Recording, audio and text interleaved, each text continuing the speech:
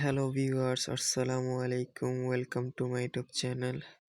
যেই সকল নতুন খামারি ভাই ও বোনেরা আছেন, যারা জানেন না কিভাবে মুরগির পরিচালনা করতে হয় বা কখন কোন সমস্যাগুলো হয়, তাদের জন্য আজকের আমার এই ভিডিও। আপনাদের কাছে রিকোয়েস্ট থাকবে, আপনারা ভিডিওটি টেনে টেনে দেখবেন না।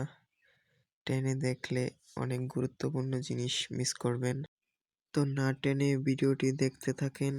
তো কথা না বাড়িয়ে শুরু করা যাক আজকের ভিডিও। তো আজকে যেই কারণে ভিডিওটা করতেছি, তো অনেকদিন হলো ভিডিও করি না বা কোনো ভিডিও আপলোডও করি না।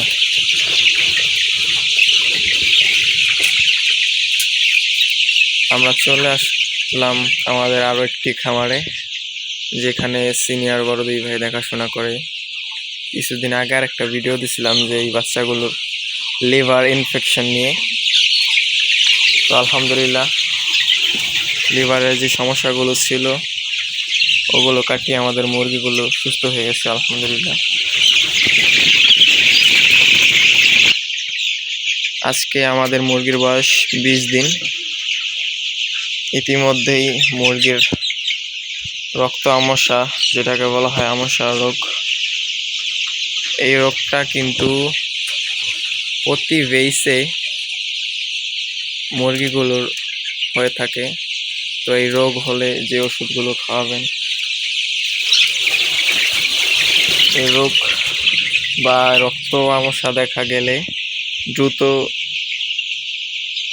ওষুধ খাওয়ানো দরকার, নয়তো মুরগিগুলো ব্লিডিং হতে হতে দুর্বল হয়ে মারা যায়। তো কালকে আমরা দেখেছি রাতে, তো আজকে সকাল থেকে আমসার ডোজ করানো হচ্ছে।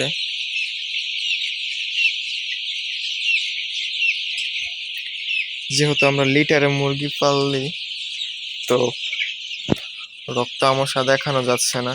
এই যে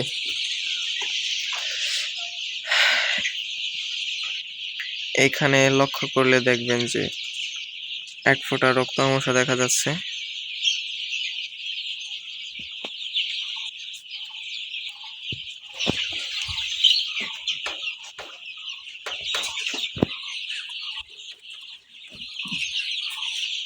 দেখি আমার সামনে আর পড়ে কিনা।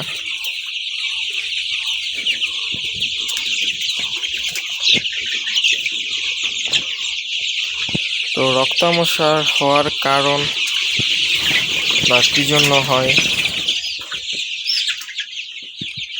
রক্ত আমসা হয় দুইটি কারণে। প্রথমত লিটার ভিজে যাওয়ার কারণে, দ্বিতীয়ত অতিরিক্ত গ্যাস হয়ে যাওয়ার কারণে।